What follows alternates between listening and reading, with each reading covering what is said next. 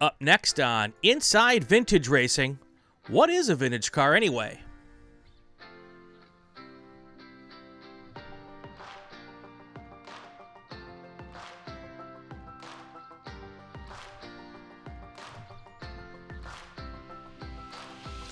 Welcome to this episode of Inside Vintage Car. I am Brian Bielanski. It's easy on this show, folks.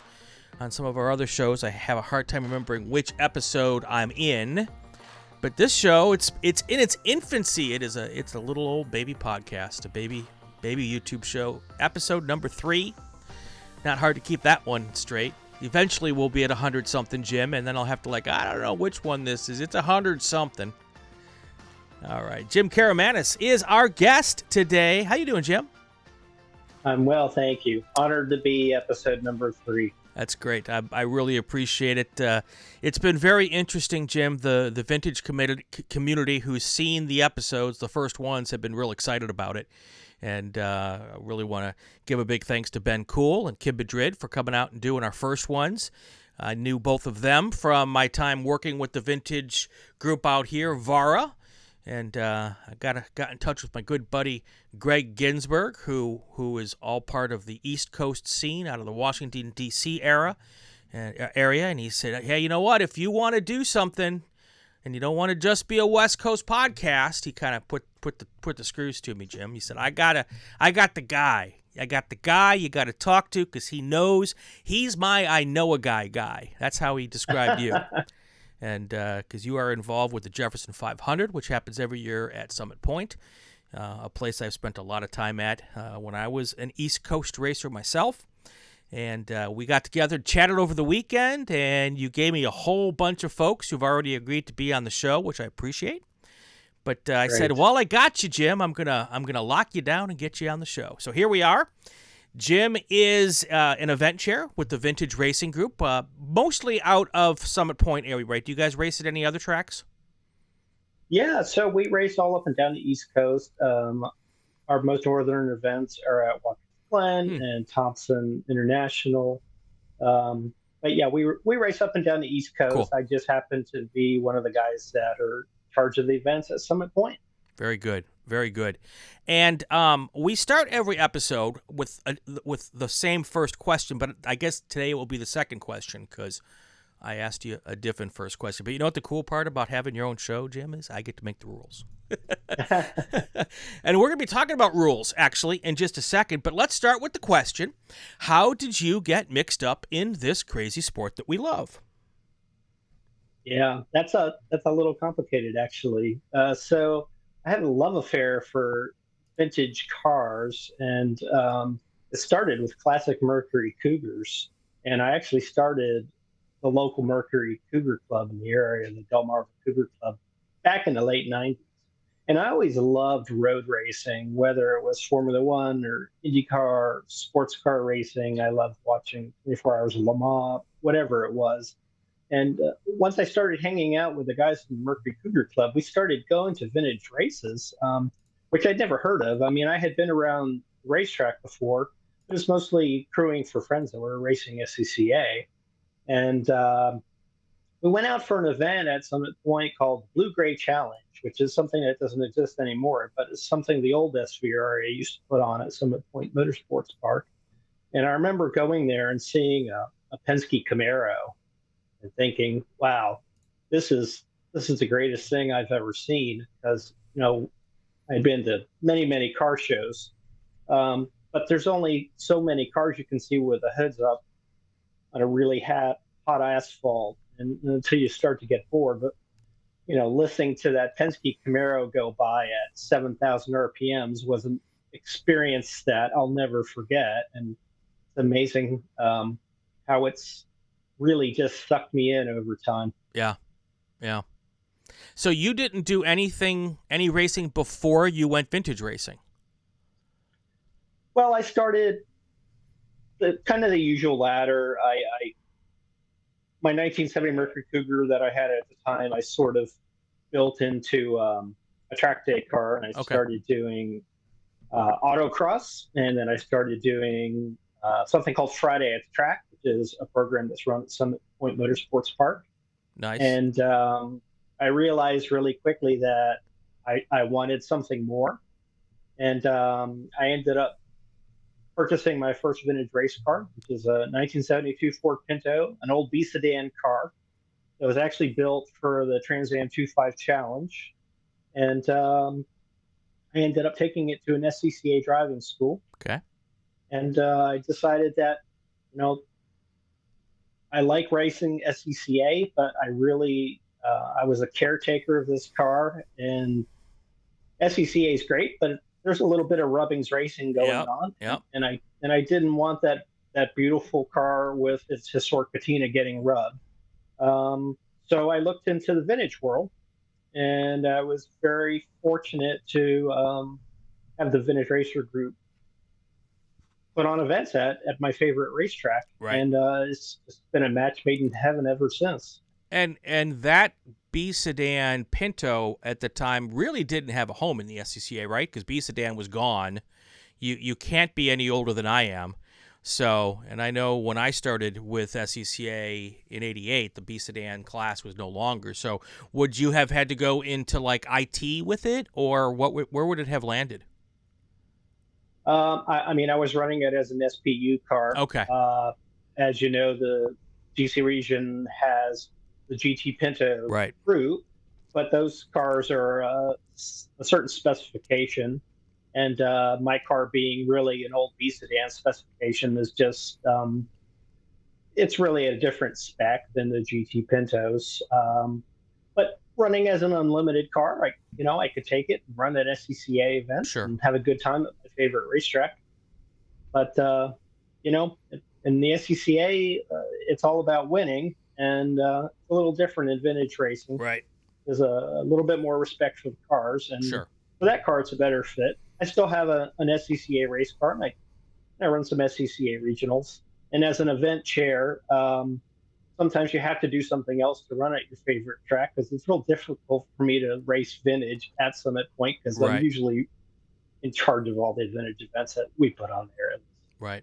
Right. What is, besides the car, because the car is you wanted to keep it as it is because of its provenance and all of that. What do you find attractive about vintage racing?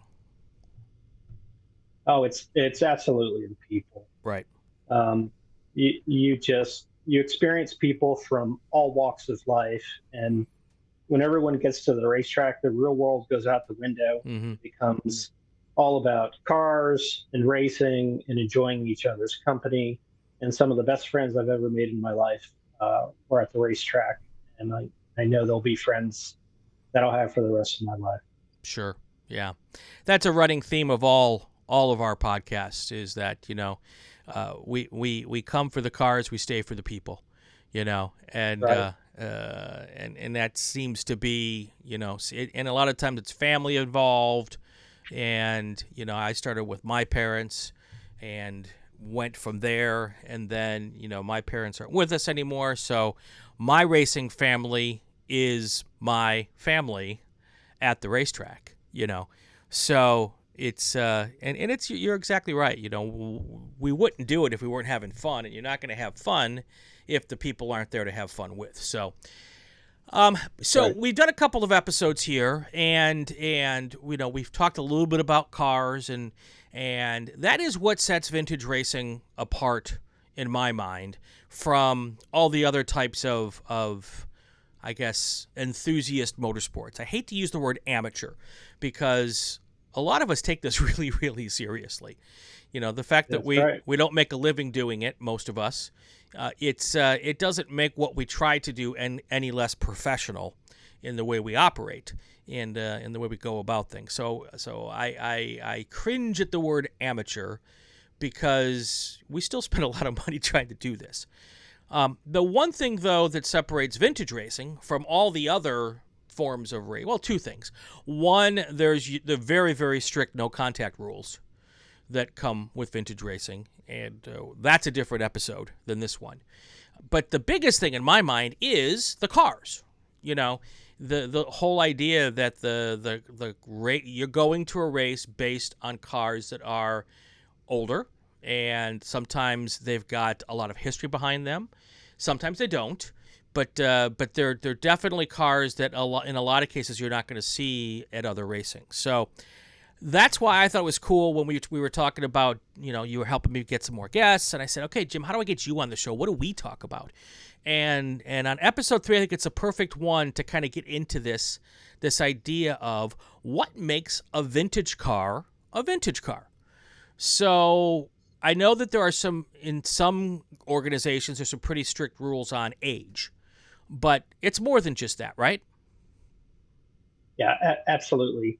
The cars are part of the avenue for establishing and maintaining an organization. Just like any organization, you need people and you need attendees. And part of bringing in more people is reaching out to younger groups of people. Because let's face it, especially in a vintage racing paddock, you look around, there's lots of silver in hair, including mine, and I'm probably on the younger side for the people with the silver hair. Right. But we have to get younger people interested. And a way to do that is to start allowing the cars that they were enthusiastic about when they were in high school, cars they couldn't afford. Right. I mean, you hear me talk about Mercury Cougars. It is absolutely the car I wanted to have in high school. Couldn't quite afford it. My father, who didn't really understand the car hobby or racing, thought it was a terrible idea for me to have a high-powered car as a young person. Of course. Looking back as a parent myself, I think that's probably a pretty good thought he had. But that's why it's really how we keep the clubs going. Yeah. It's funny because I was thinking the other day, and I don't know how old you are, but I'm going to guess that we're kind of in the same ballpark here. And there are cars that were brand new when I was in high school who are now eligible for classic car license plates. A lot of states that have to be 25 years or older, and it just makes me feel old. And a lot of the cars that we had as high school kids are absolutely considered classic cars now. My best friend had a 78 or 77 Oldsmobile Cutlass Supreme, and it doesn't sound like much, but people don't realize that thing had a 305 Cleveland in it or something. No, that would have been a Ford. It had 350 or whatever it did, but it had a big V8 motor, and if you wanted to be stupid, you could lay down a nice strip of rubber on the asphalt. And I would never say that we did anything like that, but of course not. But yeah, so the cars that we had or dreamed about as kids are now really knocking on that door of potential vintage racing, right? Yeah, and even past that. I mean, cars that were sold when I started my career, now the kind of cars that we're starting to allow in our club, at least, we start looking at cars from the 90s. Right. And you're right. I just recently bought a 1994 Corvette just as a fun weekend car. It has historic plates on it. To me, it still feels like a pretty new car because it's got electronic fuel injection and working air conditioning and all that good stuff. But it's a 30-year-old car. Yeah. And we would absolutely welcome something like that at a Vintage Racer Group event. Yeah. All right, so let's go back. What is I guess the newer cars we can talk about, and we absolutely will. But what is the traditional vintage car now? When I think vintage racing, I'm thinking, late 1960s, 1950s, way back vintage racing, maybe going up until the early 70s with some British cars, some of the old, they were Datsuns back in the day, we call them Nissans now. I tried to explain to somebody recently, a youngster, that before Nissan there was Datsun, and they're like, what's a Datsun? But so what is considered, without any doubt on any organization, a vintage car? I wish it were that cut and dry. It really depends on the organization. I'd say for the vintage racer group, it really starts with mid 50s cars, Okay. sports cars from the 50s and 60s. And when the club started almost 20 years ago, that was sort of the bread and butter of Sure. the club. But these days we get lots of 60s and 70s British cars. And if you were around SCCA 20, 25 years ago, like I was, that's all you saw at SCCA events. Right. Before there was a Mazda Miata. Right. You don't see any of those cars at SCCA events now, or if you do, it's very few. But they're in vintage, and that is one of the dominant cars in vintage. Our B sedan group is pretty large, and lots of BMW 2002s and Datsun 510s and Alfa Romeo GTVs. Just beautiful, interesting cars that you don't see anywhere else in life. And interestingly, at least on the East Coast, you really don't even see those cars at car shows. I mean, you start talking big bore cars, which we don't get as much of as we used to, but Camaros, Mustangs, things like that. You see lots of those at car shows, but you don't see a lot of those vintage racing. You really don't. Right. Yeah, and the big bore cars that you do see vintage racing are typically cars with a bunch of history. The Sunoco cars that Penske ran. Some of the Brumos Porsches from back in the day. Right. You just don't see a car that doesn't have a lot of provenance doing that kind of racing anymore, right? I think that's probably more true on the West Coast. Okay. On the East Coast, you will see a lot of cars that have been built over the last 20 to 30 years that have become vintage race cars. Okay. There's a few people you'll see with big bore cars that started as old A sedan SCCA cars, but I think the majority of them that I see racing on the East Coast these days really started racing as vintage cars. It's just enthusiasts like you and me, but they probably had some pretty deep pockets because it costs a lot of money to not only build a big bore car, but to race a big bore car. They're putting brand new tires on their cars every race weekend, and they're not cheap for those cars. Where guys that are racing B sedans like I do, we'll buy tires once a year and they'll last the entire season easily. Sure. And beyond if you want them to. Right. We also pull a lot of Formula 4s. We have one of the largest Formula 4 groups in the entire country. And at the Jefferson 500, it's not unusual for us to get north of 35 cars. Yeah, there used to be a day when there'd be 25 cars at every SCCA race, Formula Fords. And now, even with the introduction of Formula F, with adding in the Honda motors, unless you're at one of the big major races or the runoffs, rarely do we see more than 10 Formula Fs out there on a lot of weekends. So, what age of a Formula Ford do you have to go vintage racing with it? Well, certainly the first generation, we see a lot of them, the first, second, and third. So through really the early 1980s. Okay. So 60s through the early 80s is where you see the most of them. And we group them into a few different classes. Historic Ford. Gosh, I'm not even remembering all the names now, and my Formula Ford friends are going to give me a really hard time for it. Club Ford, and then I believe the newest ones we're calling them Formula Ford. Got it. So let's talk about what you can do to the cars once you've decided to go vintage racing with them. As far as modifications, if you've got cars vintage racing that go back to 1950, and I think that one would suggest that most cars vintage racing are probably 1980 and older.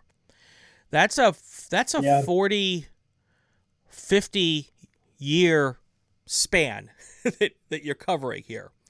I don't imagine that every potential vintage car over the last 50 years has a spec line in your rule book, right? No. So Formula Ford is really strictly governed, um, because it was a spec class to begin with, Right. and and Spec. and the guys that run that series have done a very good job of keeping the rules true to what they were originally, even down to the tires. They require the historic treaded tires. Um, Most of the other groups, we base the rules on the point in time that the car was built for. Okay. So when you talk B sedan or A sedan, we're looking at those old SCCA GCRs. So 1972 is usually a staple for cars that are from the 70s. And we're supposed to build the cars to those specifications. That said, um, most vintage racing organizations aren't going to sit there and tear down an engine. Sure. It's not like an SCCA runoffs where someone can protest and they'll start pulling a head off the car. Um, but the vintage racing paddock is very much a self-governing place. And normally, if you're completely running away from everyone else, you're either a really good driver or have a lot of money invested in your car, or maybe you're doing something that your peers don't like. And if you do something that your peers don't like, they'll call you on it. Right. And we've really seen that the paddock is really self-governing. That said, vintage racing is quite a bit different from some of the other series in that if you have deep wallets and you want to spend more money on an engine, you can usually make a lot more power within the rules. Okay. So sometimes your very best drivers in vintage racing are somewhere in the middle. So if I have a Corvette Stingray from the 60s and I can slam a 2019 Corvette motor in there, that you guys going to yell at me for doing that? Oh yeah, we absolutely will not let that happen.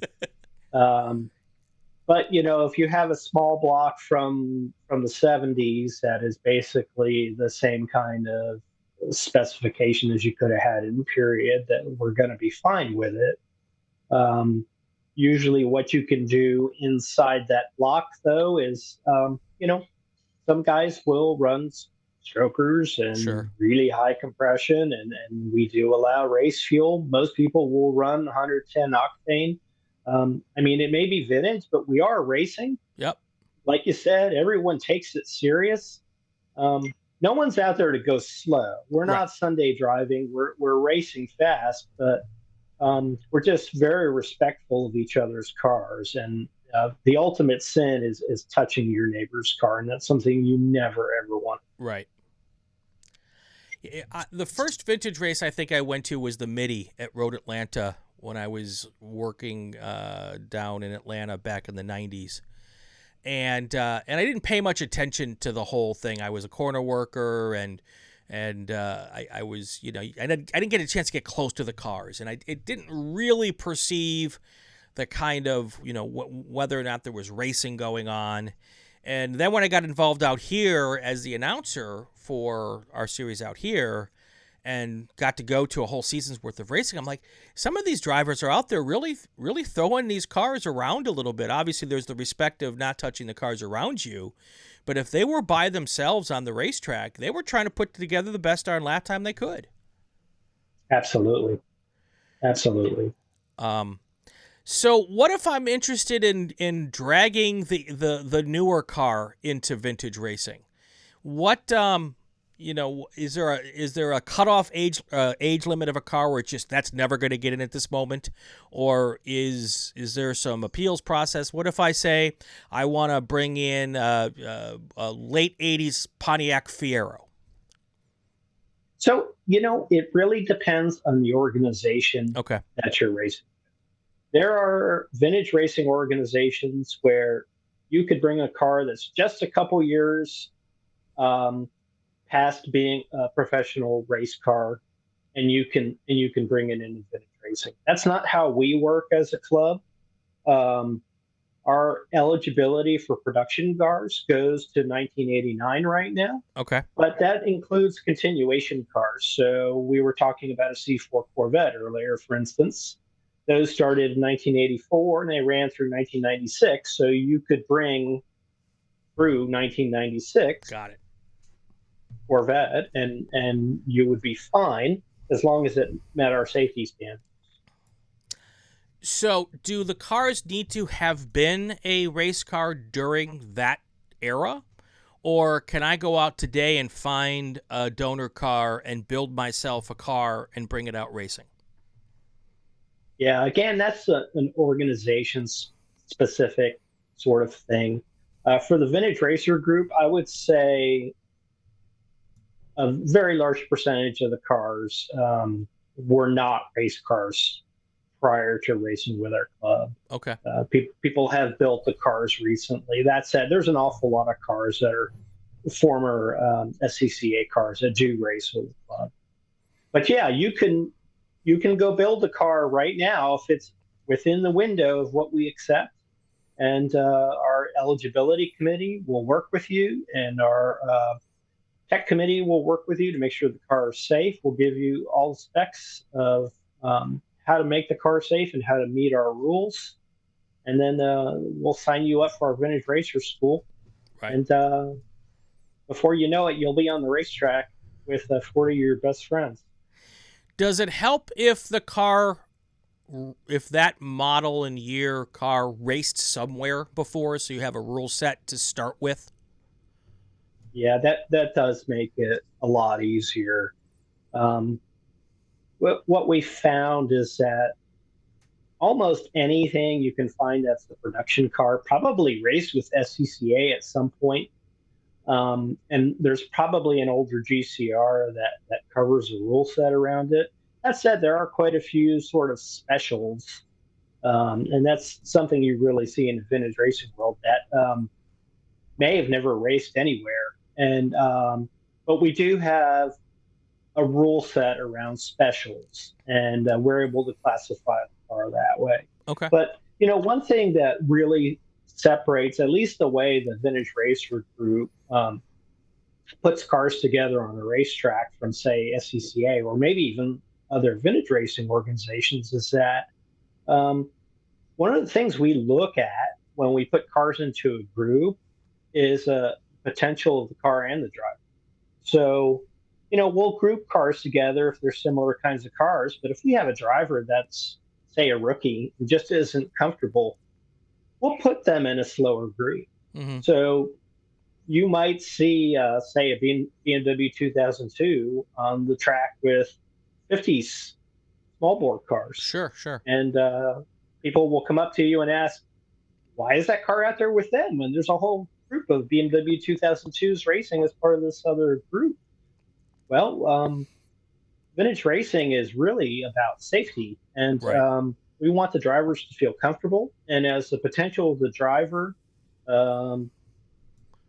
becomes bigger, then we'll move people up. Yeah, it might even be That said, well, I was going to say, sometimes we've had drivers that have asked to move up a group. Sometimes we'll have small bore guys show up where the car is amazing. Right. You can tell a lot of money's been spent on the car, and the driver is amazing. Right. And sometimes they'll ask to run big bore because they want to have the wheel-to-wheel competition. Sure. Running away from the entire group and not racing with anyone isn't a whole lot of fun either. Right. It might also be, I guess, if the car itself hasn't been developed enough, that if it's the BMW 2002, it might not be fast enough, even with a decent driver, to run with the back of the regular BMW 2002 group. And until that car is up to speed a little bit more, that's also a consideration, maybe? Yeah, I mean, it really goes with the comfort of the driver. Sure. Almost all of our groupings are mixed classes. Right. So speed differentials are just, it's a regular thing at any, and I know we don't want to really use the word, but amateur right. Race weekend, you're going to get varying race speeds, and it's really important that the drivers all understand how to deal with that. It's all about staying online, being predictable. There's sort of there's a language that racers understand. As long as we're all following that same language, it really shouldn't matter unless the speeds are just drastic, like a a Formula One car on the track with a 50 sports car, for instance. That could be too shot. Yeah. If you're watching, please hit the subscribe button, smash the like button. That's what the kids tell me to say. Smash the like button and subscribe. We appreciate that. If you're interested in becoming a sponsor of Inside Vintage Racing, you could reach out to me in various forms. You can catch me up on Facebook. I'm always on there, or you can send an email to raceannouncerbrian@gmail.com. We'd love to have some sponsors on this show. We have them for our other shows, but we're in our baby infancy here, so that'll come with time. But if you like what we're doing and you want to be part of it, we've got some packages that'll work for everybody. So give me a call or shoot me an email, and we'll start a conversation with that. So, all right, Jim. So let's talk safety for a minute, because let's face it, there's no way to tiptoe around it. The cars in 1950 and the driver's equipment in 1950 drastically different than what we have today. So what can even if you've got an older car that was racing, can that car be updated from a safety standpoint? You know, I know back in the day, some of those production cars, you know, what would be in like F production or E production today, they ran with just a single roll hoop. There wasn't even a roll cage in those cars. Can you run them in their original form? Is my first question. And if you don't want to run them in their original form, is there allowances in the rule set to be able to upgrade those cars, safety-wise? Yeah. So again, this is sort of an organization-specific thing, Sure. and every vintage racing organization sort of handles it a little different. The way the Vintage Racer Group handles it is that if your car ran with just a roll hoop, if it's above your helmet, we're going to be okay with that. We prefer that you make the car safer and build a more substantial roll cage. There have been circumstances where we've just deemed the way a car was built and allowed to race 40 years ago just too unsafe for our club. One example is 50s cars. They didn't have fuel cells when they were racing those back in the day. We require them. We require them for production cars,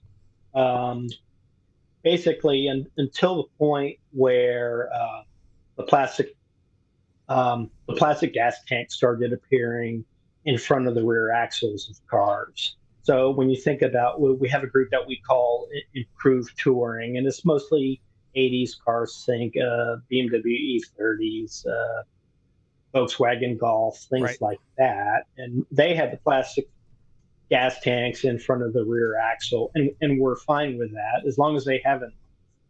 But all the A sedan, B sedan cars, sports racers, we require fuel cells for all of them in the name of safety. Is that pretty typical across most of the other series? I'd say most of the organizations are going that way. There are some organizations that don't require it. There are some organizations that don't allow it. Right. That absolutely want to keep the cars as authentic to the period as when they were originally raced. And that's fine. I think that as a vintage racer, it's great that you have options. And we certainly have members of our club that have cars that are set up for our specifications, and they have cars that are set up as they were in the 1950s, and they go race with other organizations that allow that. Some of those organizations don't require a seatbelt, and I can't imagine getting into a race car without a proper racing harness myself. I would be surprised that an organization could get an insurance policy if they didn't require seatbelts. I mean, in today's world of I'm just, the fact that they would not at least have a lap belt, and I would be surprised that an insurance company would allow anyone out there without a full 4 or 5 or 6 point harness. Well, but what we found is that The insurance companies rely on the racing organizations to govern themselves. Right. Okay. And the reason is the racing organizations are the experts for Sure. the cars and the people that are racing within the groups. And the insurance companies don't pretend to understand the nuances of every single organization, car, and person Right. across the country. And obviously, it must be financially beneficial to them, or they would probably be looking at doing it a different way. Sure. Sure. Yeah, and I also think the obviously bad things can happen. It's race cars on a racetrack. Things. Cars break. Old cars, old parts. Stuff happens. But the rule set with the very, very strict adherence to no contact, certainly makes it a little bit easier for the insurance companies to get behind whatever you guys choose to do with that. So that I guess that makes a ton of sense. This is a little bit different than cars. Driver safety, though, I'm guessing it's pretty normal for what we have today with fire suits and helmets and maybe yes or no head and neck devices, that kind of stuff. Yeah, we require Hans. We have for a long time now 3 layers of Nomex socks, underwear, helmet, the normal stuff Sure. that you see in just about any racing series. Yeah. It was pretty cool. I saw a guy. He had a vintage looking driver's suit that was full on with all of today's specs. I don't remember which manufacturer does it, but it looked like he had stepped right out of 1950, and it was everything that you would need to get into a modern Formula One car. I think it was FIA registered for that type of level of confirmation or a competition. So there's a market out there for all that stuff, isn't there? Yeah, there absolutely is. I mean, if you watch any of the racing Goodwood, Mm-hmm. which they stream on YouTube every year, it seems like every single driver that is racing there is wearing one of those suits that looks period correct but has all the modern safety standards. It's a really cool way of keeping drivers safe, but keeping the visual appearance and the visual appearance is really important in vintage racing. I mean, we really are trying to create a period in time, and every single racer in the car that they're racing, they're trying to recreate something that they idolized at some point in their life. So yeah, it's not unusual to see people wearing suits that look like they stepped straight out of 1965. I think it's fantastic. Yeah. I do think I know which company makes those, and if that company wants to sponsor Inside Vintage Racing, let me know. That would be pretty cool. So, what is the when people go to a vintage race as a spectator, they're there to go look at cars. What are they going to see when they come to a VRG race? When they show up at the Jeff 500? Let's use that one as an example, because I know people come from all over the country to go to the Jefferson 500. It's not just your group that is attracted to that race. Or the Midi or the Monterey Historics. There are people that those are destinations, just like bucket list races for anybody. What are people going to see when they show up at the Jeff 500 and see that race? They're going to see just a ton of vintage race cars from all kinds of different areas. And they're going to see, every time they come, they're going to see different cars, because you're right. People come from across the country. The Jefferson 500 is absolutely a bucket list event. And it's not unusual for us to have people come from Colorado, Mm-hmm. California, Florida. And they just come from all over the country. But the really interesting part for spectators going to a vintage race is that vintage racers don't have anything to hide. What do I mean by that? If you go to a professional race paddock or even an SCCA race paddock, it's so serious about finishing positions, and a lot of times there's a lot of dollars involved in where you finish, that no one really wants to share what they've done. Because if you let people get too close to your equipment, they might pick something up. The vintage world isn't like that. You get full access. And the owners and the drivers, they're happy to talk to everyone. You'll see kids climbing in race cars, getting photographs. any questions you have, they're going to get answered. So a vintage race paddock is an incredible place for a spectator to get up and close and see the cars and the drivers. Yeah, I mean, because you don't buy a car like that because you don't want it to be looked at. You buy a car like that because you want to. Hey, look at my car. I got a cool car here. You should come see my car. And that's always been the best part. I always tried to get away when I'm when I'm announcing these races. During lunch, everybody says, "How's lunch?" I'm like, I don't know how lunch was. I just spent the last hour walking around the paddock and looking at race cars because it's the only chance I get. Usually I get there in the morning and we're right into the racing, and then we go home at night when the racing's done and I don't get out. So I spend my lunch walking around and trying to find, the cool stuff to look at. So that's the fun part about going to a vintage race. Well, the owners of these cars very much consider themselves to be caretakers of cars. Right. They know they're not going to be theirs forever, and they want to expose them to other people.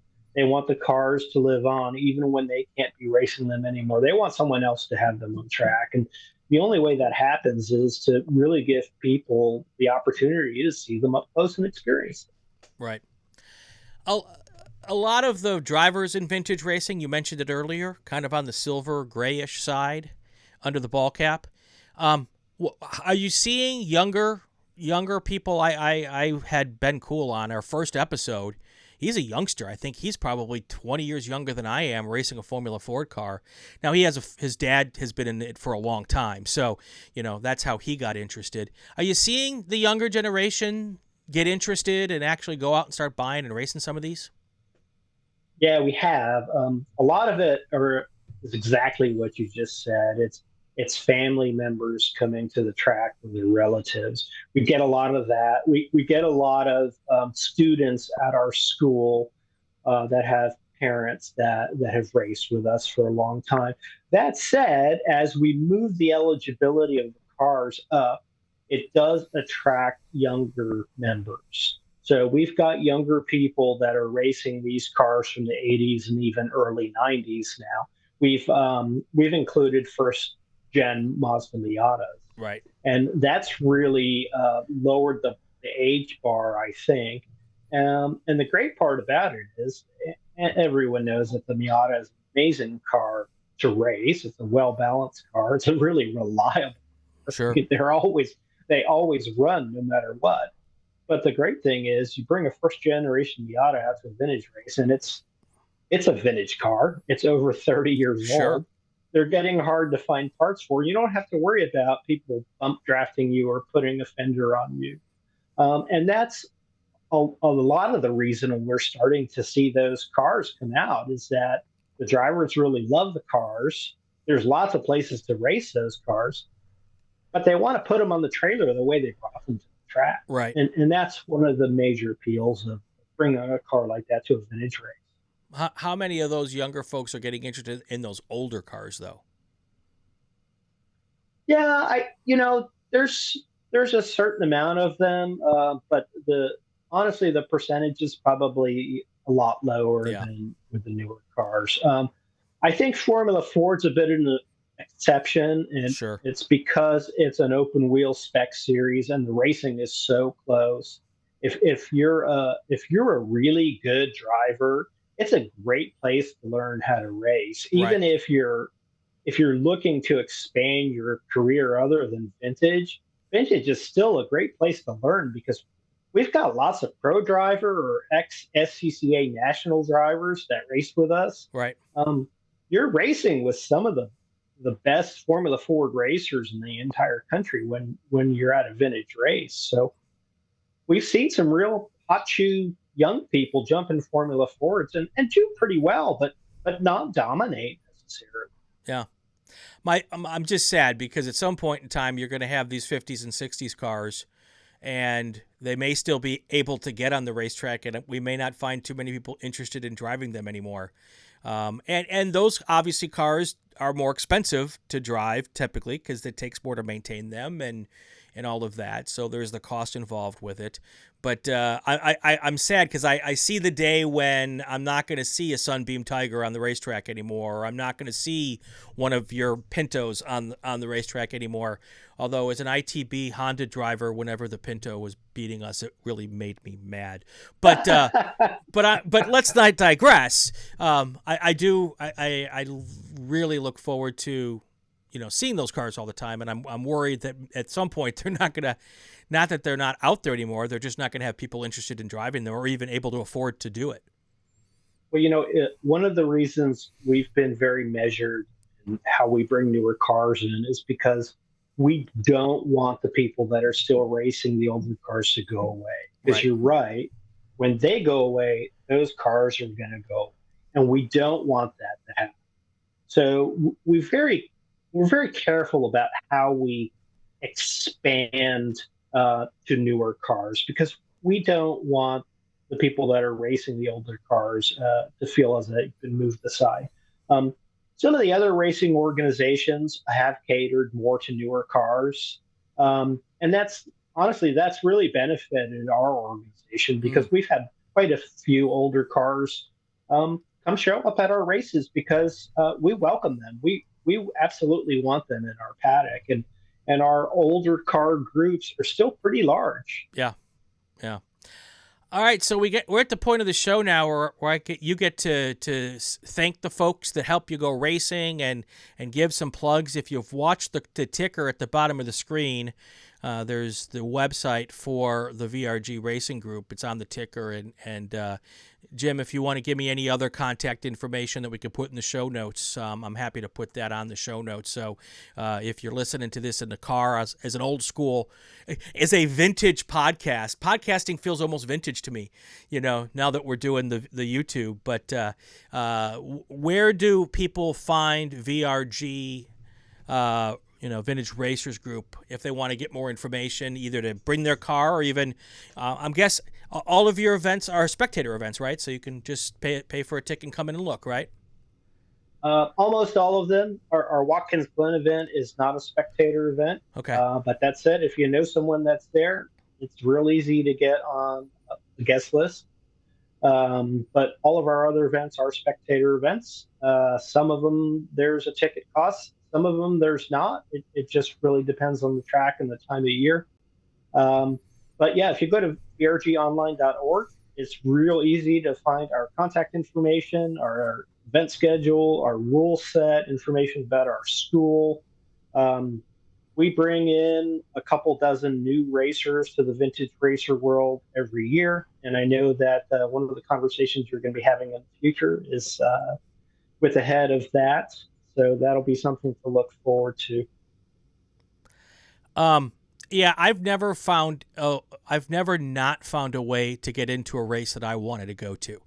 Even if your only skill set is holding an umbrella over a driver, you can find someone who will put you on a crew list to help you get into pretty much every race that's out there.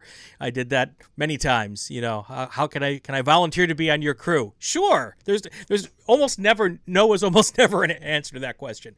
So yeah, racers are always looking for help, and not only that, race organizers are always looking for help. So we're a volunteer organization. Our positions aren't paid, so the time that we all spend there is on our own nickel. We do it for the love of it because we're passionate about it. But if you're interested in getting involved, you don't have to go to a racing school or even purchase a race car. We have really wonderful, enthusiastic people that come work our grids. They run our black flag stations. They flag, and they're doing this for the love of it. Yep. And that's something you want to do to get involved. That's something we can absolutely make happen. Yeah, I spent many years as a flagger, and I always told people the best place at a racetrack that's not holding steering wheel is holding a flag. So there's lots of opportunities to do that as well, and like all volunteer organizations, they'll take the help. So you're a racer. Any sponsors? Any thank yous? Any the significant other? Who do you want to thank? Well, certainly the significant other, my wife, Katie, who is very patient with my racing exploits. My My buddy Brian Walsh at Racer Walsh has been very helpful to keep my Pinto and my Mercury Bobcat on the track. So I really appreciate Brian's help with that. And then, of course, all my friends that have come over and boy, spent a lot of time wrenching in my shop for nothing but some pizza and beer. You all know who you are. I just want you to know how much I appreciate all of your time. Any last words of wisdom before we let you go? My last words of wisdom will be something that a former vintage racer told me before I started racing. And I told you that my first love affair with vintage cars was Mercury Cougars. And there's a gentleman named Vic Yarbury that used to race a 1967 Mercury Cougar out west. And he had configured it to look like a 67, but more Trans Am car. And he was quite rapid in the car. The car was beautifully built. It looked like it could have raced in Trans Am in 67. And he had a health crisis, and it's kept him from going back to the racetrack. And this happened before I started racing. And I remember him taking me aside and saying, Jim, I see that you're enthusiastic about this. Don't wait. Race now. Yeah. So that's my words of wisdom. If you're interested in this and you want to do it, it's not that hard to do. It's not hard to get a hold of the car. It's not hard to get instruction. It's actually not quite as expensive as you probably think it is. If you think this is something you want to do it now. Don't wait. That's great advice. Great advice. Jim, thank you. Appreciate you taking a few minutes to get on here with us and being our third guest on the show. If you are out here watching and you'd like to be a guest, my email address is going to be in the show notes. So shoot me off an email. We're going to do a new one of these every week. And if you don't believe me, my other podcast has 175 episodes. We're on season number 4. So when I commit, I'm a little bit of a crazy man with these things. So there's always a need for guests. So shoot me an email and we'll get you scheduled in. All right. So that's going to do it for another episode of Inside Vintage Racing. If you like what you're hearing, subscribe to the RacingWire Podcast Network so you won't miss any episodes. Also be great if you leave a comment, especially if it's a good one. If it's not a good one, put it on someone else's page. Follow us on social media to find out who our next guest is and leave a question on Twitter. It's at RacingWireInfo. A new episode of Vintage Racing every week. I'm Brian Bielanski. Have yourself a fantastic weekend. Stay safe and go play with cars.